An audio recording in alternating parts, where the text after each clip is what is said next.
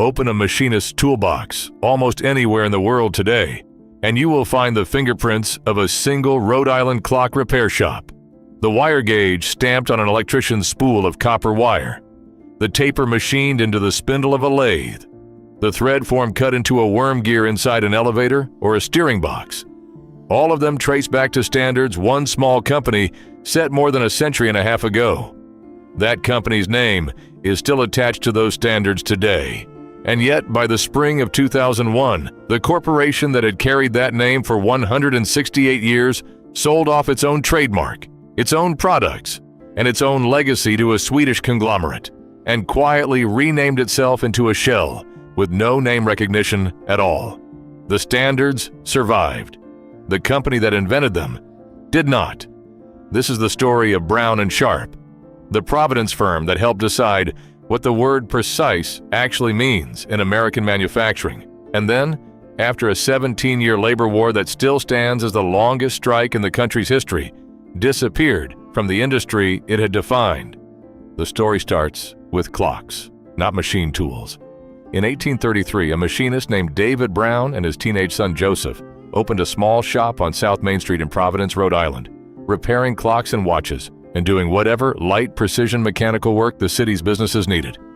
Providence in the 1830s was already a dense knot of jewelry makers, textile mills, and metalworking shops, a city that ran on small precision trades long before it became known for heavy industry, and a competent clock and watch repair business could make a reasonably steady living there.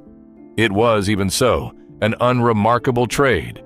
For an unremarkable decade, the elder Brown retired in 1841 and moved west to Illinois, leaving Joseph, still in his 20s, to run the business alone. Joseph R. Brown turned out to have a mind built for exactly the kind of problem that trade offered in endless supply.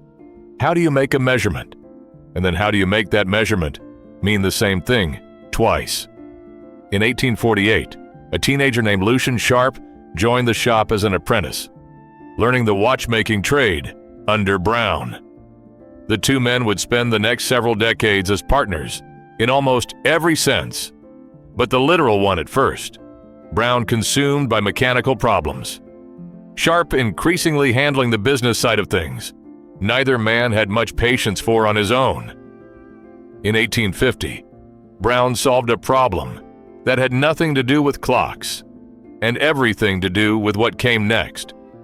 Rulers, protractors, and other graduated instruments at the time were marked by hand, one line at a time, by a craftsman scratching each division with a scribe. It was slow, and it was never perfectly consistent from one ruler to the next. Brown built what is generally credited as the first automatic dividing engine in the United States, capable of graduating a ruler's scale mechanically, using a rotating plate with precisely space-notched teeth to index the spacing of each mark. It sounds like a small thing. It was the first move in a decades-long project to make measurement itself a manufactured, reliable product rather than a skilled individual's private judgment. The following year, in 1851, Brown built on that idea with something that would become one of the defining tools of the American machine shop: a practical, bench and pocket-sized vernier caliper capable of reading to the thousandth of an inch.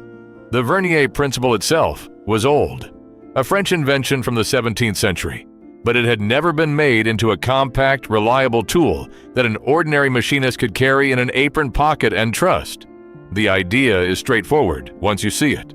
An ordinary ruled scale can only be read as precisely as the spacing between its lines allows, typically down to a 16th or a 32nd of an inch by eye. A vernier caliper adds a second, shorter scale that slides alongside the main one, its own divisions spaced very slightly closer together than the main scales. When you look at where the lines on the sliding scale align exactly with the lines on the fixed scale, that point of alignment tells you the fraction of a division your measurement falls at, far finer than the eye could ever judge from a single ruled line. Brown's caliper turned that principle into a small, rugged, shop floor instrument, and it gave American machinists, for the first time in large numbers, a way to measure a part, to a thousandth of an inch without sending it to a laboratory. In 1853, Brown formally took Sharpe on as a full partner, and the shop became Brown and Sharpe. Through the rest of that decade, the two men kept building tools that solved problems nobody else in the trade had bothered to solve properly. In 1855, Brown built a precision gear cutting and dividing engine, extending the same indexing logic that had produced the ruler graduating machine into cutting evenly spaced gear teeth. A problem every machine shop in the country needed solved, and few could solve consistently.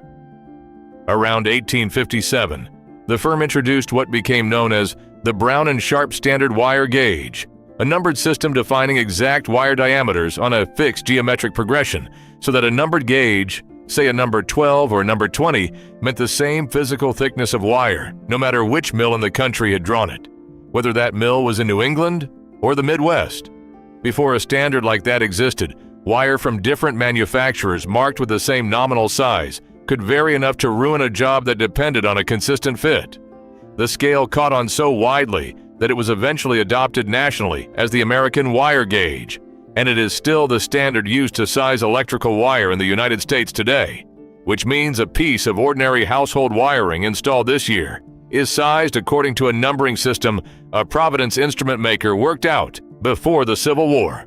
The Civil War, when it came, pulled the company in a direction that would define its next major invention.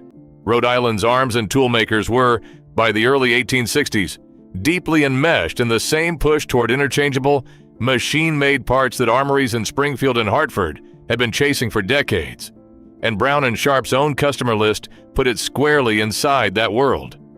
In 1858, Brown and Sharpe had signed a contract to manufacture the Wilcox and Gibbs sewing machine, a single-thread design that needed precisely made components produced in volume.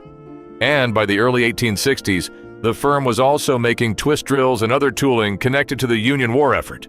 Cutting the spiral flutes of a twist drill or the helical teeth of certain gears was exactly the kind of job that ordinary milling machines of the day struggled with because their work tables could only move in straight lines beneath a fixed cutter. Around 1861, Joseph Brown began designing a fundamentally different machine to solve that problem. And on March 14, 1862, the first production unit was delivered to the Providence Tool Company. It became known as the Universal Milling Machine, and the word universal was not marketing language. Earlier milling machines cut flat or simply shaped surfaces because their tables moved only in straight lines. Brown's machine added a table that could also index and rotate a workpiece in a controlled geared relationship to the cutter's motion, driven through a dividing head, which meant the machine could cut a spiral groove of any specified pitch winding around a cylindrical piece, not just a straight slot.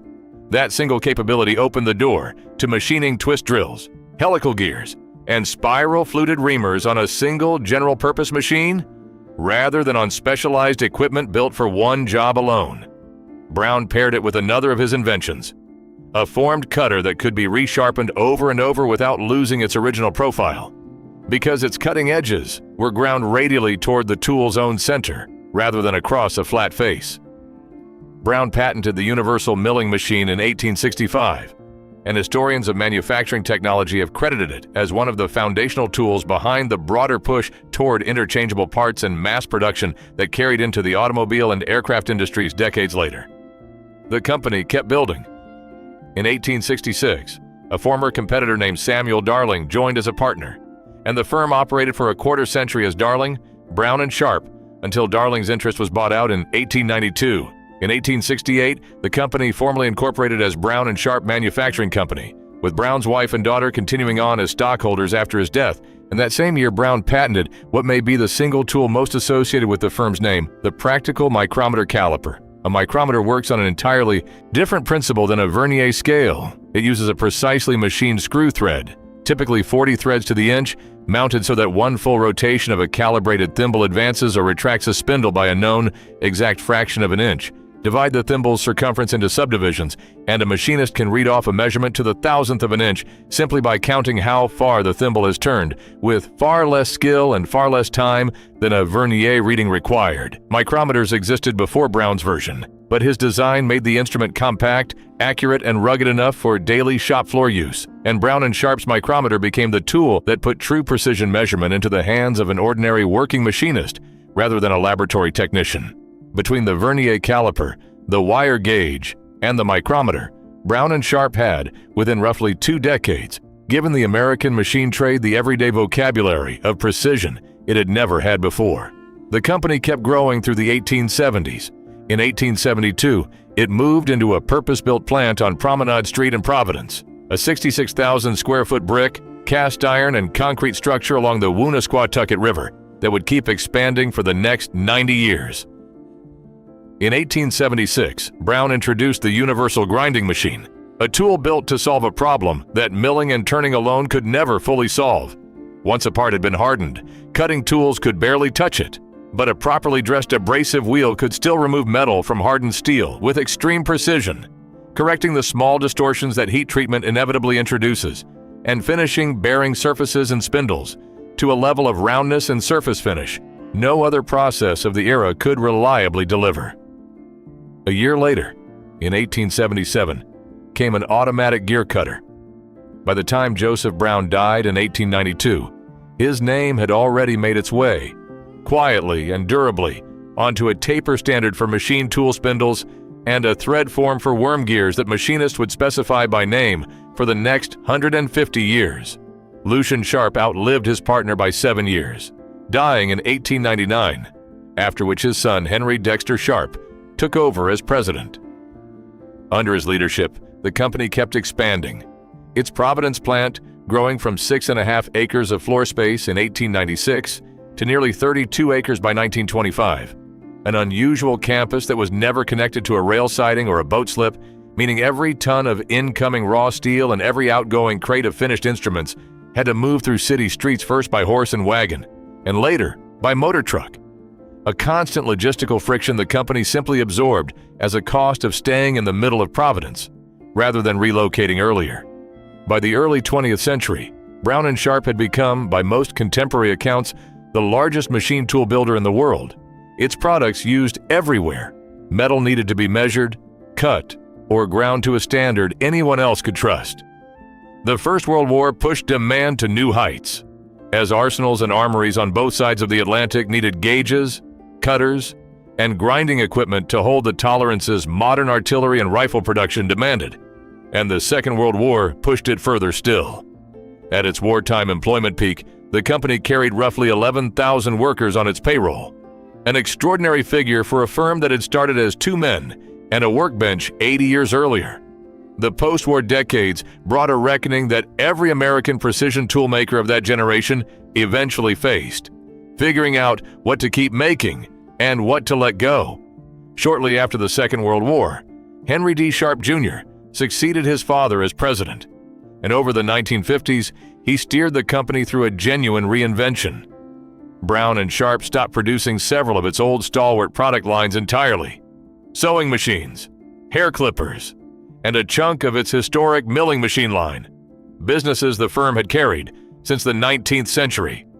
In their place, the company refocused hard on automatic screw machines, precision equipment for the high-volume production of small, exactly repeatable turn parts, completing a 3-year, $4 million refitting of its Providence plant in 1957.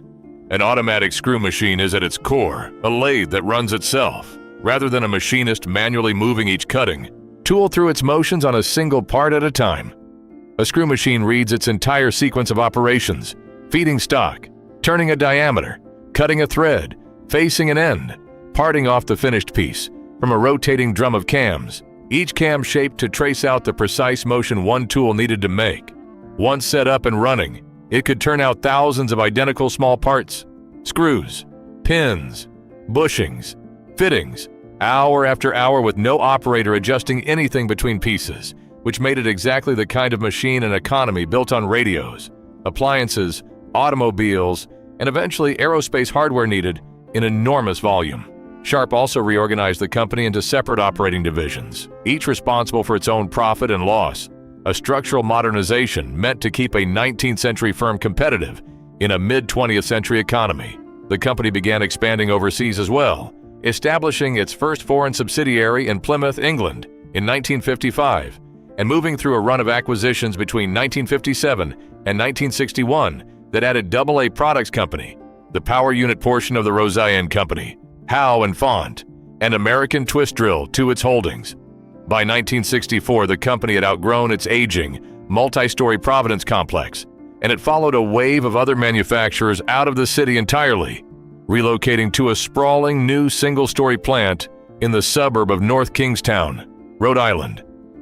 The company called it Precision Park, a deliberate nod to its own history, and the 700,000 square foot facility was designed from the ground up for the horizontal material flow that modern manufacturing preferred over the old vertical, multi-story arrangement the Promenade Street plant had used since 1872.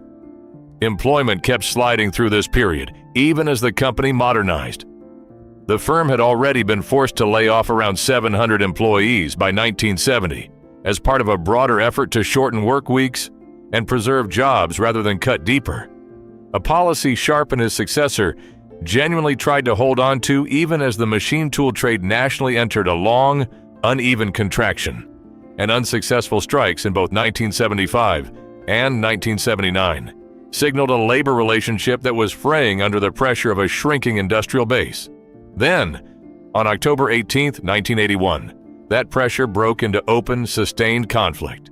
Company President Don Roach wanted the ability to move machinists between different jobs on the floor as production needs shifted, without being bound by the traditional seniority rules the union had long relied on to protect its most experienced workers. 1,600 members of the International Association of Machinists, District Lodge 64, walked off the job at the North Kingstown plant rather than accept it. Almost immediately, the dispute turned bitter in ways that went well beyond a normal contract fight. The union hired a firm called Corporate Campaign Incorporated, which specialized in pressuring companies through boycotts of related businesses and public relations offensives rather than through the picket line alone, a strategy that was still unusual for an American labor dispute in the early 1980s. By February 1982, the company had begun advertising for replacement workers, and over time, roughly half of the original union workforce was permanently replaced. On March 22, 1982, roughly 800 picketers clashed with state and local police outside the plant, and officers used tear gas to break up the crowd, a confrontation Rhode Islanders would later remember as one of the darkest days for organized labor in the state's history. According to contemporary accounts, the conflict grew violent enough that a company executive required a police escort at his own home. And during the brutal winter of that year, one striker, a 62-year-old woman with 30 years of service to the company, died after spending 6 hours on the picket line in sub-freezing temperatures. Roughly 10 months into the walkout, the International Association of Machinists national leadership concluded the strike could not be won and withdrew its support, cutting off the $70 weekly strike benefit that had been keeping many families afloat. For strikers like Robert Vivier, a steel cutoff operator who had worked at the plant for a decade before the walkout, that meant a household income that had fallen from roughly $300 a week to barely a third of that, patched, together with food stamps and whatever temporary work a job training program could provide. Some workers walked away at that point. Others did not. Active picketing wound down by 1983, but a core group of former employees pursued the fight through the National Labor Relations Board and then through the courts, arguing the company had provoked and prolonged the strike unlawfully in order to break the union entirely, a case that produced a National Labor Relations Board ruling in 1989 alone and kept grinding through appeals for another decade after that. That legal battle dragged on for a decade and a half. It was not until 1998, 17 years after the first workers walked out, that the Rhode Island Supreme Court finally ruled in Brown and Sharpe's favor, closing the books on what labor historians now generally recognize as the longest strike in American history. While that fight ground on for a generation in the courts, the business itself kept changing. Underneath it, mechanical machine tools were losing ground across the industry to electronic and computer-based measurement technology, and Brown and Sharpe pushed hard into coordinate measuring machines, a technology that represented the direct descendant of everything Joseph Brown had been chasing with a hand-crank dividing engine more than a century earlier. Where a micrometer or a vernier caliper measures one dimension of a part at a time, in the hands of a skilled operator, a coordinate measuring machine automates the entire idea.